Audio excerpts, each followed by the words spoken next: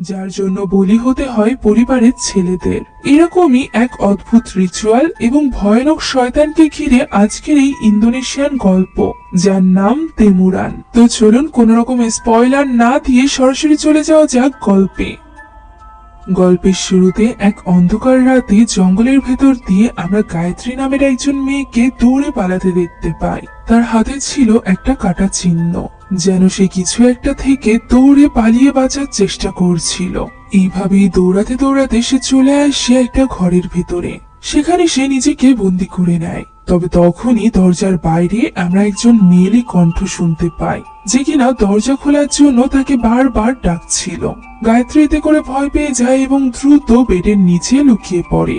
যেহেতু সে কোথায় লুকাবে তা বুঝে উঠতে পারছিল না। এরই মাঝে দরজা খুলে ওই মহিলা ভেতরে প্রবেশ করে এবং ঘরের ভেতর দিয়ে গায়ত্রীকে খুঁজতে আরম্ভ করে। গায়ত্রী এটা দেখে ভয়ে যেন কাঁদতে থাকে। তবে কিছু সময়ের মধ্যেই ওই মহিলা ওই ঘর থেকে বেরিয়ে যায়, যা দেখে এবার গায়ত্রী সাহস করে আস্তে আস্তে করে বিছানার নিচ থেকে বেরিয়ে আসে।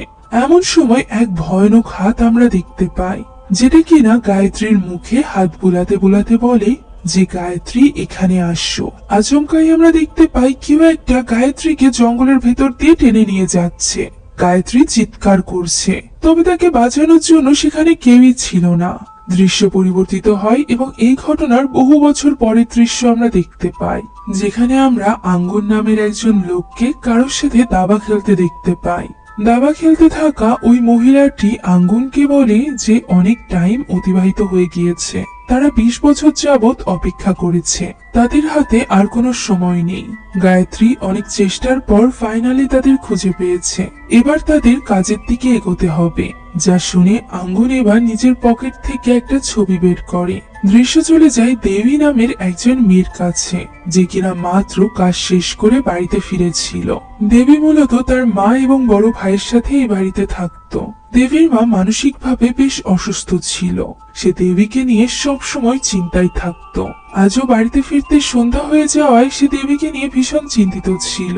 সে তার গলায় তাবিজের মতো কিছু একটা পরিয়ে দেয়, যেটাতে ছিল বিশেষ কিছু পাতা। দেবীর মায়ের মতে এটা দেবীকে রক্ষা করবে। সে এখানে দেবীর ভাই অর্থাৎ সেনার ব্যাপারেও জিজ্ঞাসা করে। তবে দেবী নিজেও জানতো না যে সেনার কেন এত রাত হচ্ছে। সেনা মূলত একজন ড্রাইভার ছিল, যার গাড়ি দাঁড়িয়ে ছিল একটা ফাঁকা স্থানে। তখনই সেনাকে কল দিয়ে দেবী জিজ্ঞাসা করে সে কি করছে। সেনা বলে সে তার বসের সাথে আছে। দেবী বলে যে এত রাত পর্যন্ত সে তার বসের সাথে কি করছে, সে তো জানে তাদের মায়ের মানসিক অবস্থা কেমন। দেবী একা একা তাকে সামলে পারছে না, তার মা তাকে নিয়ে ভীষণ চিন্তা করছে। তখন সেনা রেগে গিয়ে বলে সে কি মজার জন্য এই কাজ করছে? সে তো এক্সট্রা কাজটা নিয়েছেই যাতে করে দেবী এবং তার মাকে ভালো রাখতে পারে। আমরা বুঝতে পারি তাদের আর্থিক অবস্থা বেশ খারাপ ছিল। এখন এই কথা বলার মাঝেই আমরা দেখতে পাই দেবীর মা বাইরে থেকে একটা গাছ তুলে এনেছে। দেবী তাকে সামলানোর জন্য তার কাছে ছুটে যায়। তখন তার মা বলতে থাকে যে তারা এসে গিয়েছে তাদেরকে আলাদা করার জন্য। দেবী বুঝতে পারে তার মা আবারও আজগুবি কথা বলছে, তাই সে তাকে শান্ত করার চেষ্টা করে। অন্যদিকে সেনা গাড়িতে ফিরে গেলে আমরা বুঝতে পারি যে সে তার বসের সাথে নয়, বরং বসের স্ত্রীর সাথে এখানে ছিল। তাদের দুজনের মধ্যে ছিল অবৈধ সম্পর্ক। সেনা মূলত এই কাজটি করত টাকার জন্য। তবে তাদের কথা থেকে আমরা বুঝতে পারি সেনার বস বেশ বড় মাপের কোনো নেতা, তাই তারা যদি ধরা পড়ে যায় তাহলে তাদের নিস্তার নেই। এখন সেনা বাড়ির উদ্দেশ্যে রওনা দেয়। এদিকে আমরা বাড়ির দৃশ্য দেখতে পাই, যেখানে দেবীর ঘুম ভেঙে গিয়েছিল। ঘুম থেকে উঠে সে তার মাকে নিজের পাশে না দেখে বেশ চিন্তিত হয়ে পড়ে। তাই তো রুমের বাইরে বেরিয়ে সে তার মাকে খুঁজতে আরম্ভ করে। ফোনের লাইট জ্বালিয়ে সে যখন তার মাকে খুঁজছিল, তখনই তার পেছন থেকে আমরা তার মাকে হেঁটে যেতে দেখতে পাই। দেবী দেখতে পাই রান্নাঘরে ওই গাছের পাতা বেশ খানিকটা ছড়িয়ে ছিটিয়ে আছে। এমন সময় সে কিছু আওয়াজ শুনে তার পিছু করতে থাকে, যেখানে সে দেখতে পায় তার মা অনেকগুলো ওই পাতা মুখের মধ্যে পুরে রেখেছে এবং সেগুলো চিবিয়ে খাওয়ার চেষ্টা করছে এবং বলছে যে ওই লোকগুলো আসছে। যা শুনে দেবী তাকে শান্ত করার চেষ্টা করে এবং তাকে ভুলিয়ে ভালিয়ে রুমে নিয়ে যায়। সেখানে সে কোনো মতে তার মাকে ঘুম পাড়িয়ে রুম থেকে বাইরে আসতেই দেখতে পায় তার ভাই ফিরে এসেছে।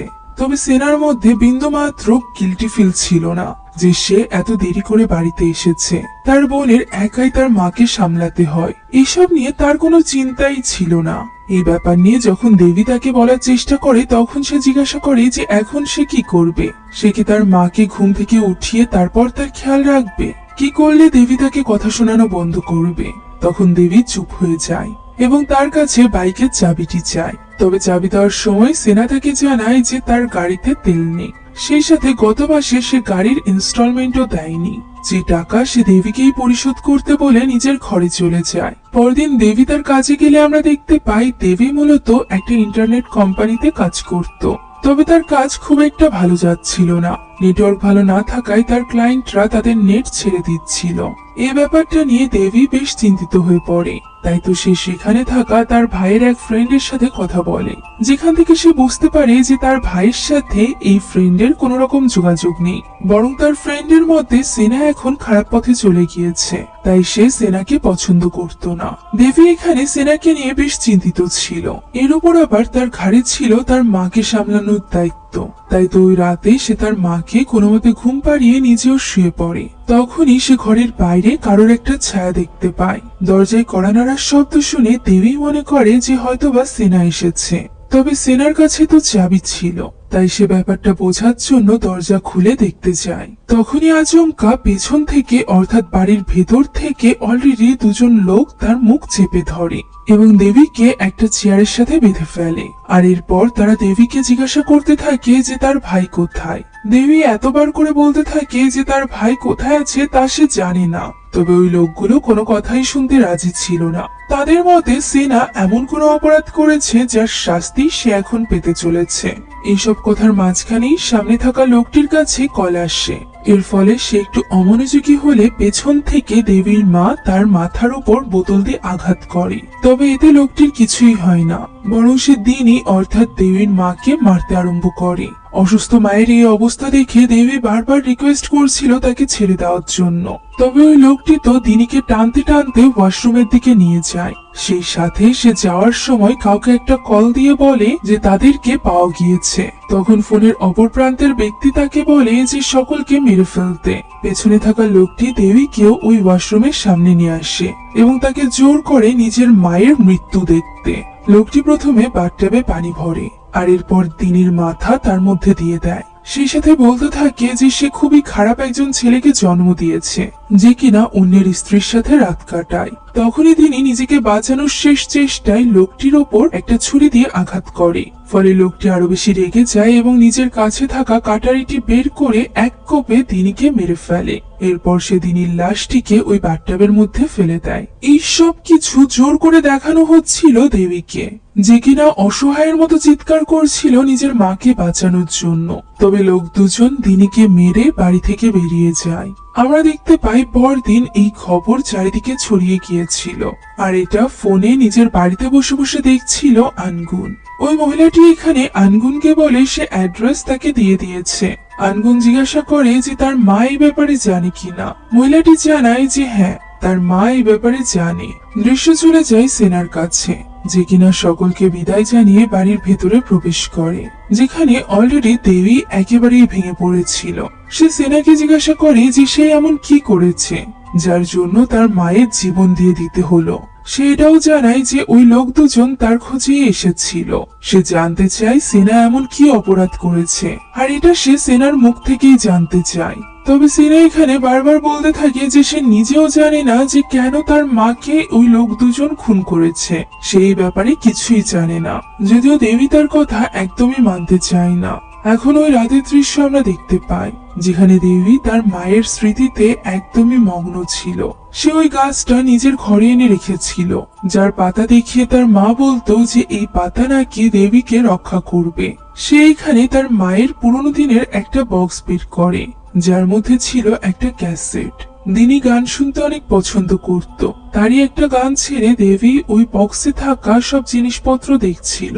সে দেখতে পায় বক্সের ভেতরে তাদের ছবি রয়েছে, যেখানে সে তার ছোটবেলার ছবিতে আঙ্গুনকে দেখতে পায়। যদিও আঙ্গুনকে দেবী চিনত না। এখন বক্সটা আটকে রেখে সে যখন ওই ঘর থেকে যাচ্ছিল, তখনই হঠাৎ করে লাইট বন্ধ করার সাথে সাথে বিছানার উপর দিনীকে দেখতে পায়। অন্ধকার এই ঘরে নিজের মাকে দেখে দেবী তো একদমই হতবাক হয়ে যায়। তবে লাইট জ্বালাতেই সেখানে কাউকেই দেখা যায় না। তাই তো দেবী, যাকে এখন থেকে আমরা আয়াত বলে ডাকবো, সে মনে করে হয়তোবা এটা সে ভুল দেখেছে। তাই তো আয়াত সেখান থেকে চলে যায়। পরদিন সকালে বাইকের ইনস্টলমেন্ট না দেওয়ায় ইনস্টলমেন্টের লোকেরা এসে বাইকটি তুলে নিয়ে যায়, যা দেখে সেনা তাদেরকে গালমন্দ করতে থাকে। এমন সময় হঠাৎই সেনার বাড়ির সামনে একটা গাড়ি এসে থামে, যার ভেতর থেকে নেমে আসে আনগুন। আনগুনকে এইভাবে সামনে দেখে সেনা তো একেবারেই হতবাক। আমরা জানতে পারি আনগুন আর কেউ নয়, বরং সেনা এবং আয়াতের বাবা ছিল, যার ব্যাপারে সেনার একটু মনে থাকলেও আয়াতের তো একদমই মনে নেই। কেননা তার জন্মের পরপরই তার বাবা তাদেরকে ছেড়ে দিয়েছিল, যে ব্যাপারটার জন্য আনগুন এখানে তাদের কাছে ক্ষমা চায় এবং জানায় যে সে তার 2 ছেলে মেয়েকে নেওয়ার জন্য এখানে এসেছে।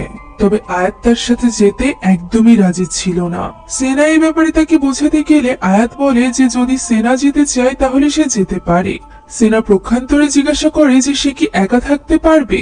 উত্তরে আয়াত বলে যে হ্যাঁ, সে এত বছর একাই তার মায়ের খেয়াল রেখেছে, এখনো সে পারবে। সেনা কখনোই আয়াতের পাশে ছিল না, না ছিল তাদের বাবা আঙ্গুন। একথা বলে সে সেখান থেকে উঠে চলে যায়। তখন সেনা তার বাবা অর্থাৎ আনগুনের কাছে জানতে চায় যে সে এত বছর পর কেন এসেছে। উত্তরে আনগুন বলে যে যাতে করে তারা 3 জন মিলে পুরনো একটা সমস্যার সমাধান করতে পারে। সেনা এখানে তার বাবা মায়ের সাথে তার ছবিটি দেখতে থাকে। ওদিন রাতে আয়াত ঘুমিয়েছিল।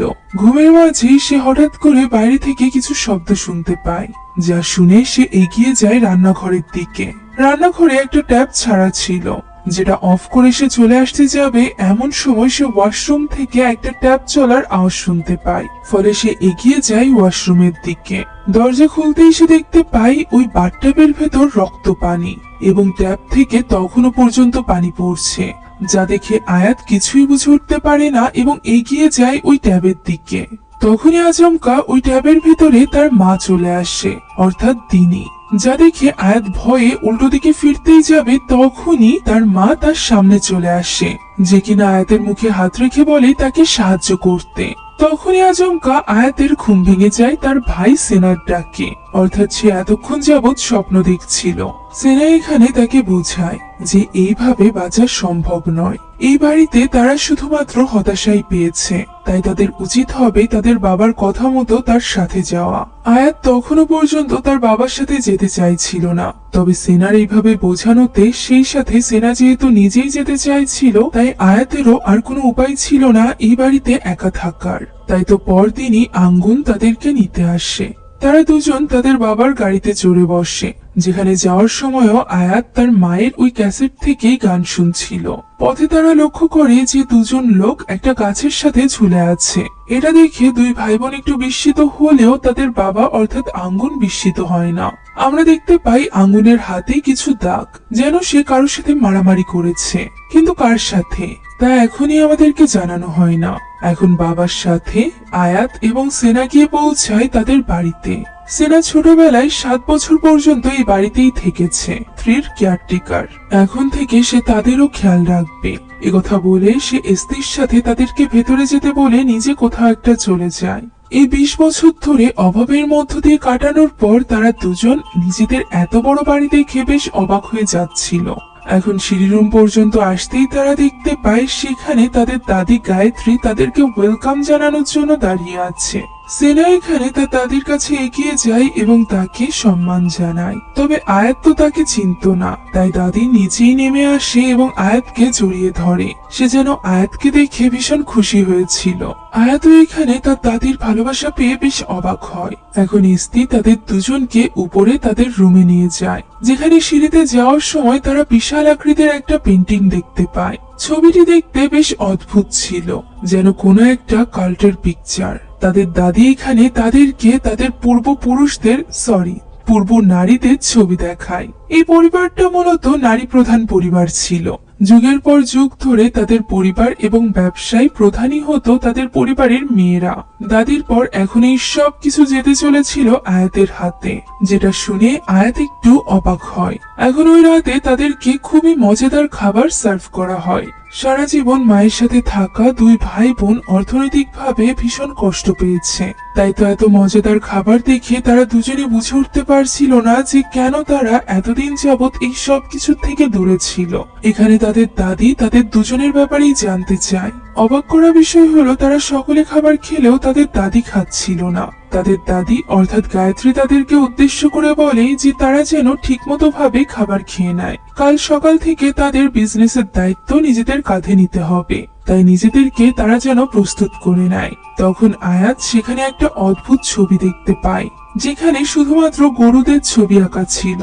অন্যদিকে রাতে খাবার শেষে নিজের ঘরে যেতে গিয়ে ভুল করে সেনা চলে যায় এক অদ্ভুত রুমে, যেখানে অদ্ভুত কিছু একটা ছবি আঁকা ছিল এবং তার সামনে এমন ভাবে জিনিসপত্র রাখা ছিল যেন ওই অদ্ভুত জিনিসটার কেউ পূজা করছিল। তবে এর থেকেও বেশি অদ্ভুত ছিল সেখানে থাকা একটা বোর্ড, যার উপর এই পরিবারেরই বিভিন্ন সদস্যের ছবি লাগানো ছিল। তবে খুবই রহস্যজনক ভাবে সেখানে থাকা সব ছেলেদেরই ছবির উপর একটা ক্রস চিহ্ন দেওয়া ছিল। অন্যদিকে মেয়েদের ছবি ছিল ঠিকঠাক। এইসব ছবি এবং অদ্ভুত জিনিসপত্র দেখে সেনা বেশ অবাক হয়। তখনই সেখানে থাকা একটা আলমারি নড়ে ওঠে। সে ওই আলমারির কাছে এগিয়ে যায় এবং সেটা খোলার ব্যাপারে ভাবতে থাকে। তখনই হঠাৎ করে আলমারিটি কেঁপে ওঠে, যে কারণে ভয় পেয়ে তখনই বেরিয়ে আসে সেনা। তবে তাকে ওই রুম থেকে বের হতে দেখে ফেলে এস্তি। এস্তি দ্রুত ওই রুমটি লক করে দেয় এবং সেনাকে জানায় এই রুমে সকলের প্রবেশ নিষিদ্ধ। তাই সেনা যেন ভুলক্রমে হলেও এখানে আর কখনোই না আসে। এখন ওই সময় নিজের ঘরে শুয়ে গান শুনছিল আয়াত। মায়ের ক্যাসেটে এই গান শোনার সময় আয়াত শুনতে পায় গানের ভেতরেই তার নাম ধরে কেউ যেন ডাকছে। তবে দ্বিতীয়বার প্লে করাতে এই ডাক আর শোনা যায় না। তাই আয়াত মনে করে যে সে হয়তো বা ভুল শুনেছে। সে আর দেরি না করে ঘুমিয়ে পড়তে যাচ্ছিল, এমন সময় সে হঠাৎই সামনে থাকা জানালার পর্দার পিছে কারোর পা দেখতে পায়। ভালো করে তাকাতেই সে দেখতে পায় পর্দার পেছনে খুবই ভয়ানক ভাবে কাত হয়ে আছে তার মা, অর্থাৎ তিনি, যে কিনা খুবই ভয়ানক ভাবে এগোতে থাকে আয়াতের দিকে, যা দেখে আয়াত অনেক ভয় পেয়ে যায়। এরপরও তিনি সেখানেই বসে থাকে এবং অপলক ভাবে তাকিয়ে থাকে আয়াতের দিকে। মাকে এইভাবে দেখে আয়াত নিজেও ইমোশনাল হয়ে পড়ে এবং কাঁদতে থাকে। তখনই হঠাৎ করে তিনি আবারও তার দিকে এগিয়ে যেতেই আয়াত ভয় পেয়ে নিজেকে চাদরে লুকিয়ে নেয়। এইভাবেই এই বাড়িতে প্রথম রাতটা কেটে যায় দুই ভাই বোনের। পরদিন সকালে তাদের দুজনকে নিয়ে যাওয়া হয় তাদের ফার্মে। তাদের মূলত গরুর ফার্ম ছিল, তারা গতদিন জেনারেশন ধরে সামলে এসেছে। এখানে গায়ত্রী গরুদের কাটার স্থানেও তাদেরকে নিয়ে যায়। তবে সেখানে গিয়ে এইভাবে গরু কাটতে দেখে আয়াতের মনে পড়ে যায় তার মায়ের মৃত্যুর দৃশ্য। ফলে সে অনেকটা অসুস্থ হয়ে পড়ে এবং দৌড়ে বাইরে চলে আসে। সেনা তার কাছে যেতে চাইলে তার বাবা তাকে আটকে নেয়। তাদের দাদি অর্থাৎ গায়ত্রী যায় আয়াতের কাছে এবং সে তাকে সামলে নেয়। সে সাথে বলে যে সে জানে আয়াত 20টা বছর ধরে অনেক কষ্ট করেছে। সে তার মাকে অনেক মিস করে, এই ব্যাপারেও ধারণা করতে পারে গায়ত্রী। তবে এখন পুরনো কথা ভুলে তাকে সামনের দিকে এগোতে হবে। আর এখানেই রয়েছে তাদের ভবিষ্যৎ। সেই সাথে ভবিষ্যতে তার সকল ইচ্ছা পূরণের জন্য গায়ত্রী তো আছেই। সে তাকে ওই সব কিছু দিবে যা আয়াত চাইবে। দাদির এই সকল কথা শুনে আয়াত অনেক ইমোশনাল হয়ে পড়ে। এদিকে ফার্মের এই কাজ শিখতে শিখতে বাবার সাথে বেশ ভালো সম্পর্ক গড়ে উঠছিল সেনার। সেনা মূলত ছোটবেলা থেকে তার বাবাকে অনেক বেশি ভালোবাসতো। তার মায়ের উপর তার অতটাও টান ছিল না। সে এখানে তার বাবার সাথে গতকাল রাতের ঘটনাও শেয়ার করে, যে সে ওই ঘরে চলে গিয়েছিল যেখানে যেতে তাকে ইস্তি বারণ করেছে। আমরা বুঝতে পারি যে সেনার ওই ঘরে যাওয়ার ব্যাপারটা স্বাভাবিক লাগে না তার বাবা আঙ্গুনেরও। এমন সময় সেখানে চলে আসে জাকা নামের একজন কর্মচারী। জাকাকে দেখা মাত্রই আঙ্গুন খুব খুশি হয়ে যায়, যে জিনিসটা লক্ষ্য করে সেনাও। জাকাকে পরিচয় করিয়ে দেওয়ার সময় আঙ্গুন বলে জাকা তার ছেলের মতো। আর এই কথাটি সেনার একদমই ভালো লাগে না। আমরা বুঝতে পারি সেনা তার বাবার কারণেই জাকাকে পছন্দ করছিল না। এদিকে পরদিনই গায়ত্রী আয়াতকে নিয়ে আসে জাকার কাছে। জাকা মূলত এই ফার্মের সবকিছু দেখাশোনা করত, তাই সে এখানে জাকাকে যাবতীয় সবকিছু বুঝিয়ে দিতে বলে আয়াতকে। এ কথা বলে গায়ত্রী সেখান থেকে চলে যায়। আর এরপর জাকা এই ফার্মের সকল ইতিহাসের ফাইল বের করে এনে আয়াতকে দেখায়। আয়াত এখানে এক অদ্ভুত জিনিস লক্ষ্য করে এবং জাকাকে জিজ্ঞাসা করে যে এখানে ভুল কিছু প্রিন্ট করা হয়েছে কিনা। কেননা এই তথ্য মোতাবেক 1935 সাল থেকে গায়ত্রী এই কোম্পানির দায়িত্বে আছে। সেই হিসাবে 20 বছর বয়সেও যদি গায়ত্রী এই ফার্মের ভার নিজের কাঁধে নেয়, এর মানে গায়ত্রীর বয়স 100 বছরের উপরে। কিন্তু এটা কিভাবে সম্ভব? তাকে দেখে তো এমনটি মনে হয় না। জাকা বলে এই ফাইলে থাকা সকল ইনফরমেশন ঠিক আছে, তবে এর বাইরে সে আর কিছুই জানে না। ওই সময় আমরা ফার্মে এস্তিকে দেখতে পাই, যে কিনা বাকি কর্মচারীর কাছ থেকে জানতে পারে যে ফার্মের অবস্থা বেশ ভালো আছে।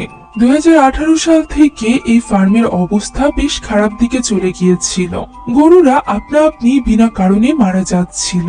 তবে আয়াত এবং সেনা আসার পর থেকেই কোনো গরু মারা যায়নি।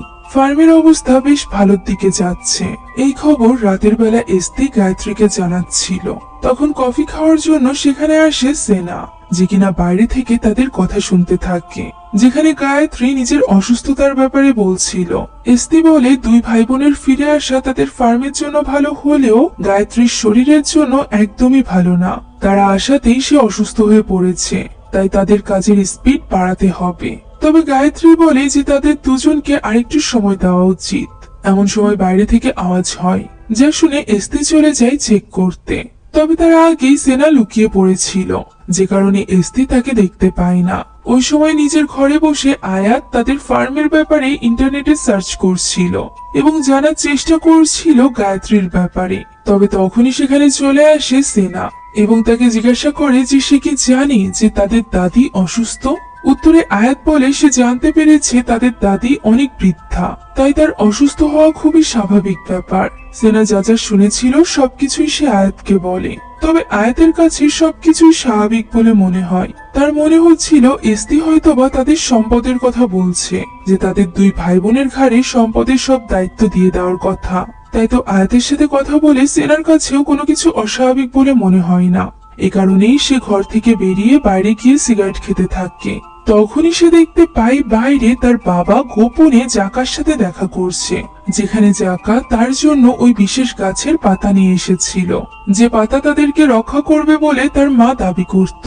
তাই তো জাকা এবং আঙ্গুনকে গোপনে এই কাজ করতে দেখে সেনা একটু অবাক হয়।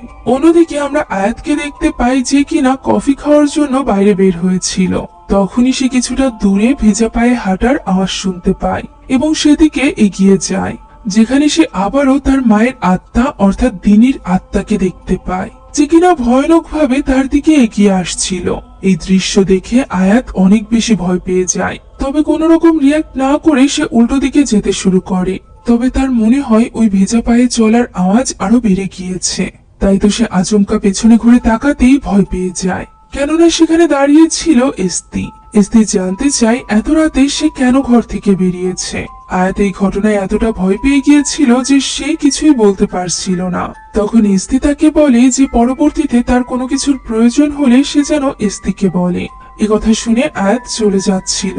তবে তার আগে সে এস্তিকে জিজ্ঞাসা করে যে আজ সে কোম্পানির ফাইল থেকে জেনেছে গায়ত্রী 1935 সাল থেকে এই কোম্পানি সামলাচ্ছে। এর মানে তার বয়স 100 বছরের উপর। এই তথ্য কি সঠিক? একথা শুনে এস্তি তাকে প্রশ্ন করে যে তাকে কোম্পানির ফাইল কে দেখিয়েছে।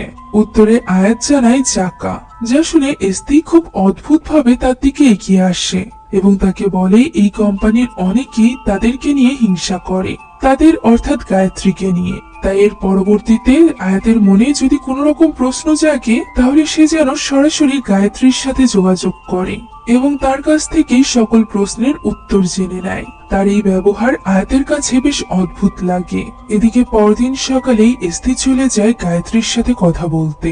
সে গায়ত্রীকে বলে যে তাদের এখন আর হাতের সময় নেই। অলরেডি জাকা এবং আঙ্গুন তাদের প্ল্যানে কাজ শুরু করে দিয়েছে, যে কারণে বাচ্চাদেরও তাদের উপর সন্দেহ শুরু হয়েছে। এই কথা শুনে গায়ত্রী বলে তাকে 2 দিন সময় দিতে। এখন ওই দিন আমরা ফার্মের দৃশ্য দেখতে পাই, যেখানে সেনা গিয়েছিল জাকার রুমে। সে প্রথমে তো জাকার সাথে বেশ ভালোভাবে কথা বলে, আর এরপর রাতের বেলা তার বাড়িতে আসা নিয়ে সে তাকে খোঁচা মেরে কথা বলে, যা শুনে জাকাও এখানে চুপ থাকে না। সেও এখানে সেনাকে খোঁচা মেরে কথা বলে যে সেনার বাবার সাথে অর্থাৎ আঙ্গুনের সাথে তার এই মাত্রই দেখা হয়েছে 7 বছর বয়সে তাকে ছেড়ে দেওয়ার পর। এই কথাটা সেনার গায়ে ভীষণ ভাবে লাগে, তাই সে আর এক মুহূর্তও দাঁড়ায় না, রাগের মাথায় সেখান থেকে উঠে চলে যায়। জাকাও বুঝতে পারে যে সেনা তাকে নিয়ে ভীষণভাবে ঈর্ষান্বিত এবং সে রাগের মাথায় একটা ভুল করে ফেলেছে। তাই সে জিনিসটা ঠিক করার চেষ্টা করে, তবে সেনা তো কোনো কথা না শুনেই সেখান থেকে উঠে চলে যায়। তখনই সেখানে ফার্মের একজন কর্মচারী আসে, যার কাছ থেকে জাকা জানতে পারে যে গায়ত্রীর নাতি নাতনি ফিরে আসার কারণে সে পুরো ফার্মে একদিন ছুটির ব্যবস্থা করেছে। যেটা জানার পর জাকা তখনই আনগুনকে কল দেয় এবং তাকে এই ব্যাপারে জানায়। সেই সাথে এটাও জানায় যে গায়ত্রীরা সামনের দিকে এগোনো শুরু করেছে, তাদেরও আর দেরি করা ঠিক হবে না। আমরা বুঝতে পারি এখানে দুটো টিম ছিল, গায়ত্রী এবং ইস্তি, জাকা এবং আঙ্গুন। তারা দুজন একে অপরের বিরুদ্ধে কাজ করছিল, কিন্তু কিসের জন্য এটা আমরা আস্তে আস্তে জানতে পারবো। আপাতত সেনা যখন বাড়ি ফিরে যাচ্ছিল তখন আনগুন তার কাছে আসে এবং তাকে একটা গাড়ির চাবি দেয়। গাড়িটি এখন থেকে সেনার, আর এই গাড়ির ডিকিতে আঙ্গুন সেনার জন্য কিছু জিনিসপত্র রেখেছে। তবে সে সেনাকে সেই জিনিসগুলো আগামীকাল নিতে বলে। সেনা লক্ষ্য করে এই চাবির সাথে ছিল একটা ছুরি। তখন আঙ্গুন তাকে বলে যে সেনাকে তার জন্য একটা প্রমিস করতে হবে, যে প্রমিস সেনা যেন কোনো মতেই না ভাঙে। সেনা এটা শুনে একটু অবাক হয়। এরপর আঙ্গুন তাকে সামনের দিকে নিয়ে যায় ওই প্রমিসের ব্যাপারে কথা বলতে। আপাতত এই প্রমিসটি কি ছিল তা আমাদেরকে জানানো হয় না। দৃশ্য চলে যায় খাবার টেবিলে। ওই দিন ডিনারে আয়াতের প্লেটের উপর সস দিয়ে একটা সিম্বল আঁকা ছিল, যে ব্যাপারে খুব একটা গুরুত্ব দেয় না আয়াত। বরং সে তো তার দাদিকে সুস্থ দেখে এই ব্যাপারে সেনাকে জিজ্ঞাসা করে যে গতকাল তো সেনা বলেছিল তাদের দাদি অসুস্থ। তখন গায়ত্রী তাদেরকে এইভাবে ফিসফিস করতে দেখে তাদেরকে প্রশ্ন করে যে তারা কি গায়ত্রীর ব্যাপারে কথা বলছে। এই কথা শুনে তারা দুজনেই অকওয়ার্ড ফিল করে। তখনই খাবার খাওয়ার সময় আয়াত দেখতে পায় তার খাবারের মধ্যে ছিল ওই পাতা, যে পাতা তার মা তাকে খাওয়াতো।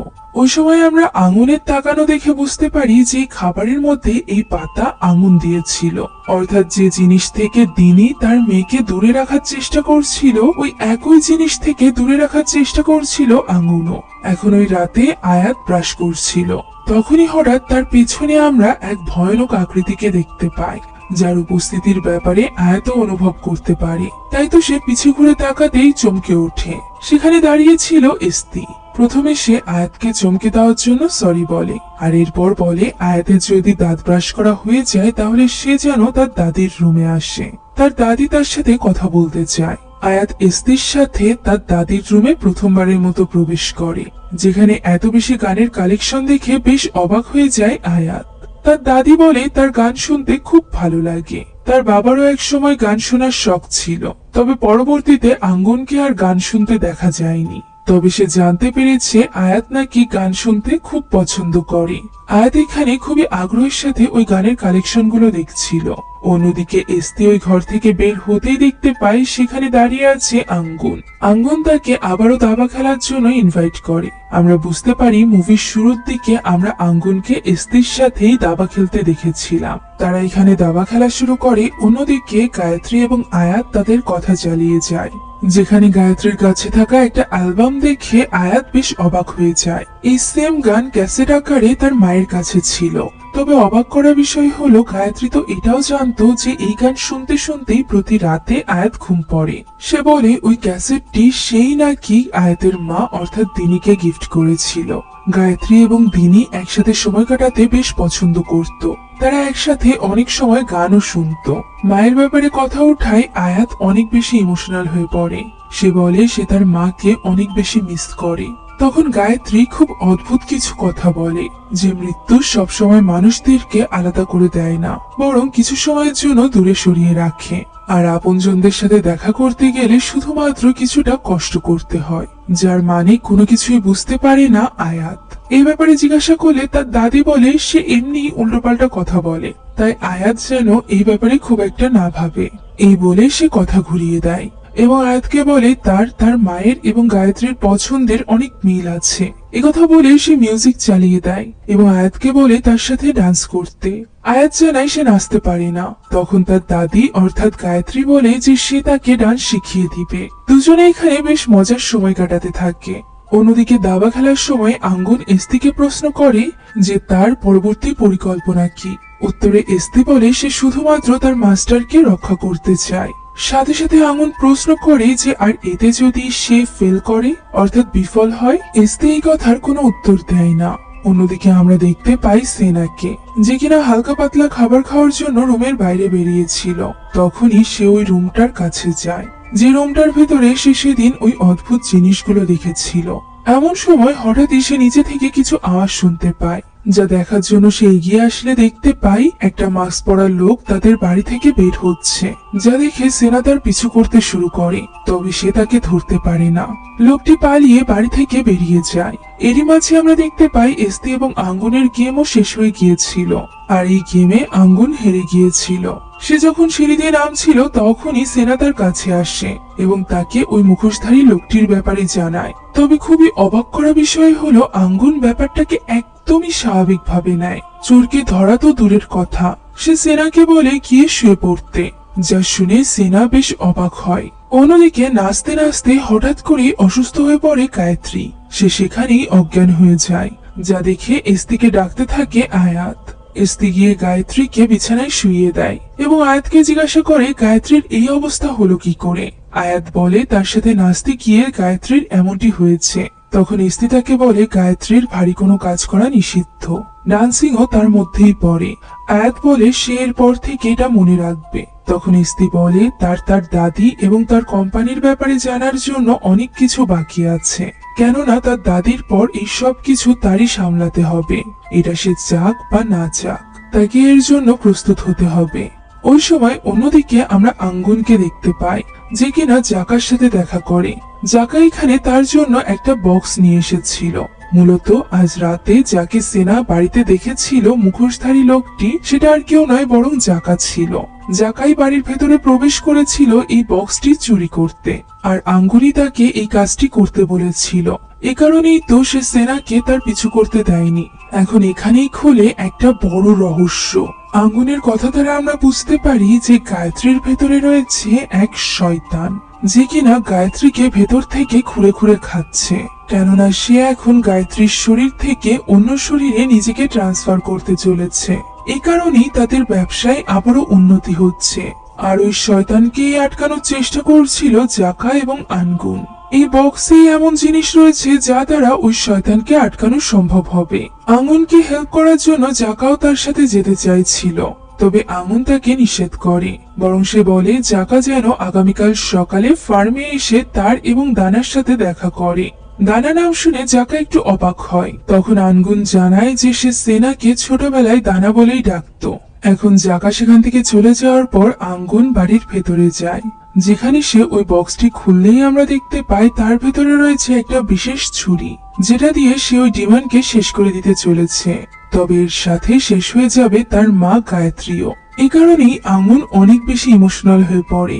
সে তার কাছে থাকা তার মায়ের ছবি দেখতে থাকে, সেই সাথে দেখতে থাকে তার স্ত্রী এবং সন্তানের ছবি, বিশেষ করে সেনার। আমরা বুঝতে পারি ওই শয়তান থেকে দূরে রাখার জন্য সে নিজের স্ত্রীকে নিজের কাছ থেকে দূরে সরিয়েছিল। সে নিজের স্ত্রী অর্থাৎ দিনিকে প্রচন্ড ভালোবাসতো। এখন এই পুরোটা ভেবে সে অনেক বেশি ইমোশনাল হয়ে পড়ে। আর এরপর নিজেকে কোনো মতে সামলে ওই ছুরি নিয়ে আস্তে আস্তে এগোতে থাকে তার মায়ের ঘরের দিকে।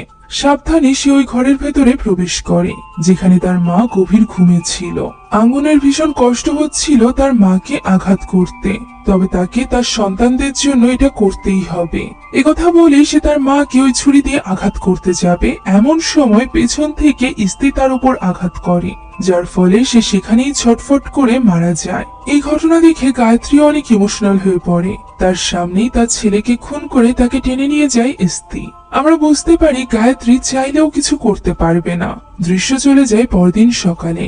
আঙ্গুনের কথা মতো জাকা ফার্মে আসে সেনা এবং আঙ্গুনের সাথে দেখা করতে। তবে সেই ফার্মের ভেতরে এসেই শকড হয়ে যায়, কেননা সেখানে ঝুলেছিল আঙ্গুনের লাশ, যা দেখে সে কিছু বুঝে উঠতে পারবে তার আগেই সেখানে ফার্মের আরো লোকজন চলে আসে, যারা কিনা সেখানে জাকাকে দেখে মনে করে জাকাই হয়তো বা আঙ্গুনকে মেরে ফেলেছে। তাই তারা জাকাকে তাড়া করতে শুরু করে। ওই সময় সেখানে আসে সেনা এবং আয়াত। সেনা যখনই তার বাবার এই অবস্থা দেখে তখনই ছুটে চলে আসে তার বাবার কাছে। সে অনেক বেশি ভেঙে পড়ে, যেহেতু সে ছোটবেলা থেকেই তার বাবাকে প্রচন্ড ভালোবাসতো, আর গত কিছুদিন ধরে তার বাবার সাথে বেশ ভালো সম্পর্কও গড়ে উঠেছিল। তাই বাবাকে এইভাবে হারিয়ে সেনা একেবারেই ভেঙে পড়েছিল। এখন দাফন শেষে তারা খাবার খেতে বসে, তবে খাবার খেতে পারে না গায়ত্রী। সে সেখান থেকে উঠে চলে যায়। তখন সেনা আয়াতকে উদ্দেশ্য করে বলে তাদের এখনই এই বাড়ি থেকে বেরিয়ে যাওয়া উচিত। আয়াতের কারণ বুঝতে পারে না। সে বলে সেনাই তো এখানে আসতে চেয়েছিল, এখন কেন সে চলে যেতে বলছে। তখন সেনা বলে এই মুহূর্তে সে কোনো কিছুই এক্সপ্লেন করতে পারবে না, সে শুধুমাত্র জানে তাদের এই বাড়ি থেকে চলে যেতে হবে। একথা বলে সে উঠে গেলে আয়াত তাকে বোঝানোর চেষ্টা করে। সে জানে বাবার মৃত্যুতে সেনা অনেক বেশি ভেঙে পড়েছে, মায়ের মৃত্যুর পর আয়াতও অনেক বেশি ভেঙে পড়েছিল। একথা শোনা মাত্রই সেনা বলে ওঠে সে যেন মাকে কোনোভাবেই বাবার সাথে তুলনা না করে। বাবা একজন সুস্থ মানুষ ছিল আর তাদের মা ছিল পাগল। যা শুনে আয়াত এবার রেগে যায়। সে বলে বাবা যদি সুস্থ মানুষ হয়েই থাকবে তাহলে কেন সে তাদেরকে 20 বছর আগে নিজের থেকে দূর করেছিল, আর এখনো বা কেন তাদের দুজনকে একা ফেলে সে চলে গেল।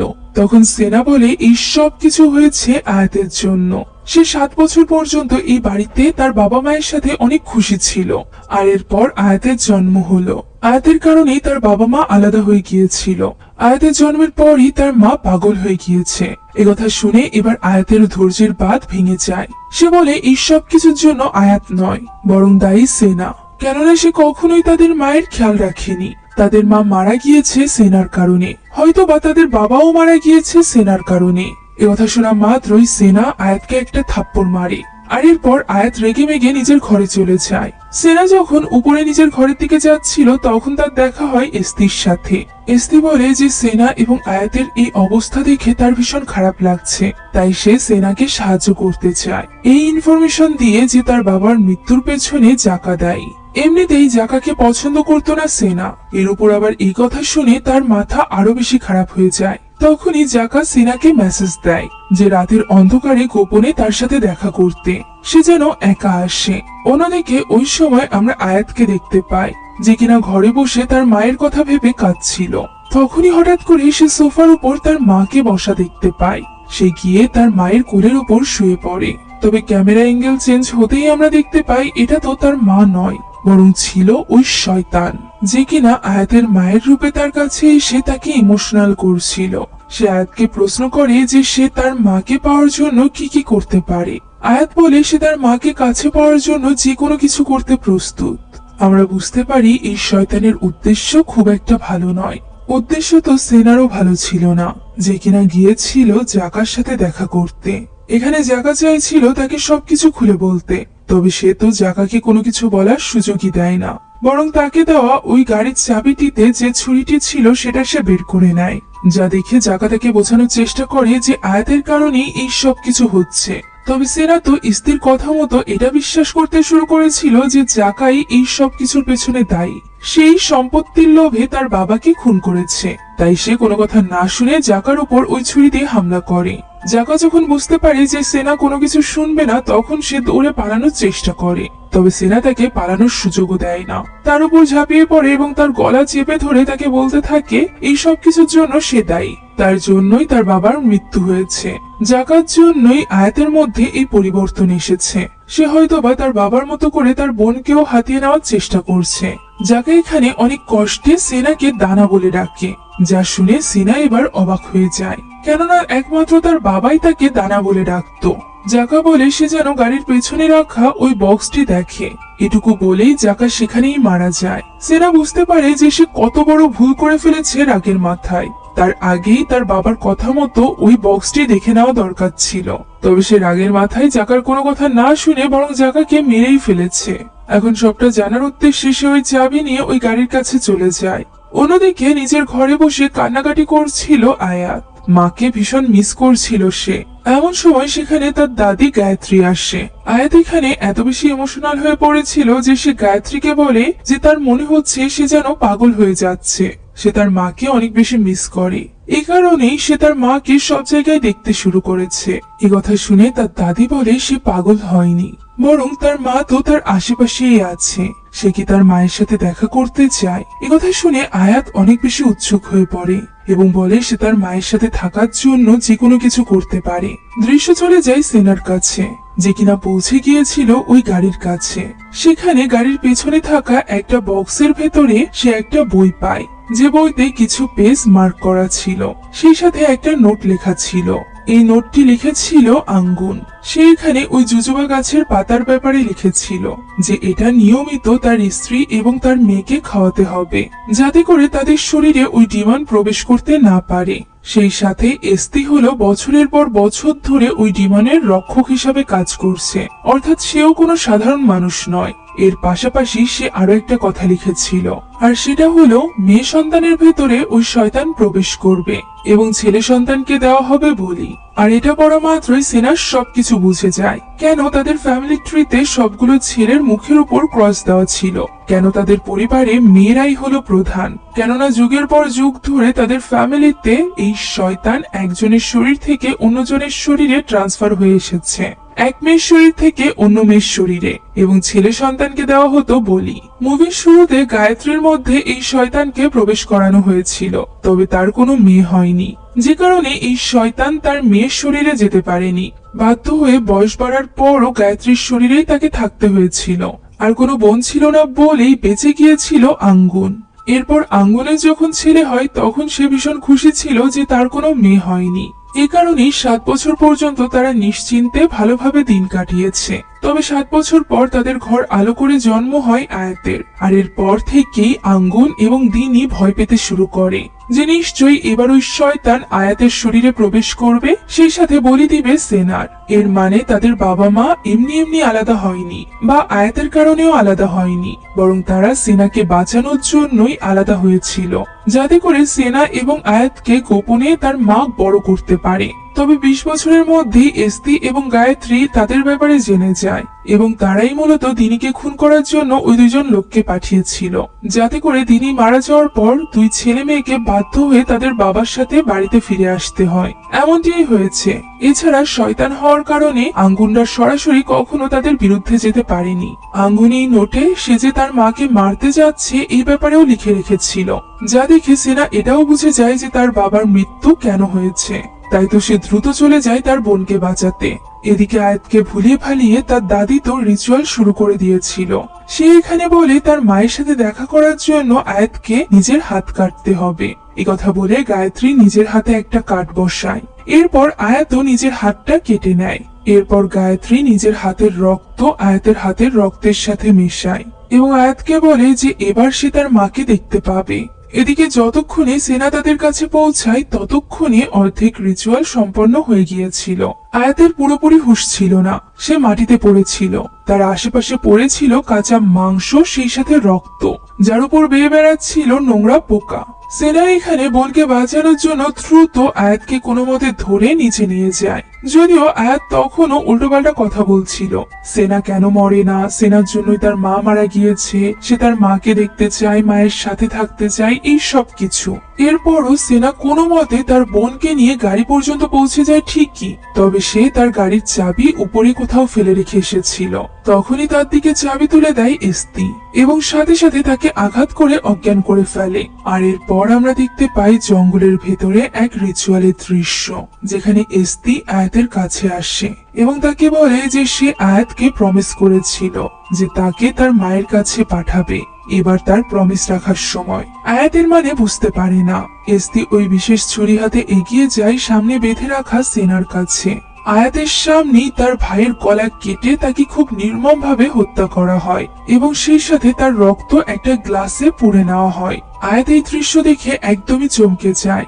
এস্তের পর ওই গ্লাস ভরা রক্ত নিয়ে গিয়ে আয়াতকে জোর করে খাইয়ে দেয়, আর এরপর সে তার রিচুয়াল শুরু করে। সামনে অনেকেই মিলে ঘিরে রেখেছিল গায়ত্রীকে। তার ভেতরে থাকা শয়তান লারাসকে আহ্বান জানাতে থাকে এস্তি। মুহূর্তের মধ্যে আয়াত দেখতে পায় সেখানে গায়ত্রী নয়, বরং দাঁড়িয়ে আছে তার মা দিনী। মাকে দেখে আয়াত আবারও ব্যাকুল হয়ে পড়ে এবং হাত বাড়িয়ে সে তার মাকে ডাকতে থাকে। মুহূর্তের মধ্যে তার মা তার দিকে এগোতে থাকে এবং পরিণত হতে থাকে ওই শয়তান লারাসে, যা দেখে আয়াত এবার ভয়ে চিৎকার করতে আরম্ভ করে। তবে তখনই ধোঁয়া আকারে ওই শয়তান লারাস প্রবেশ করে আয়াতের ভেতরে, আর এরই সাথে শেষ হয়ে যায় আজকের এই গল্পটি। অর্থাৎ এই গল্পে শেষমেশ শয়তানেরই জয় হয়েছিল। আয়াত এবং তার ভাই সেনাকে যতই চেষ্টা করুক না কেন তার বাবা মা বাঁচাতে পারেনি। তারাও শিকার হয়েছে তাদের পরিবারের বাকি ছেলে মেয়েদের মতো করে। আপনাদের কাছে এই ভয়ানক স্যাড স্টোরিটি কেমন লাগলো তা কমেন্টে জানাতে ভুলবেন না। সেই সাথে আপনার আমার মতো মুভি লাভার্সদের জন্য আমরা নিয়ে এসেছি সুলভ মূল্যে নেটফ্লিক্সের সাবস্ক্রিপশন, যেটা পেয়ে যাবেন আমাদের ফেসবুক পেজ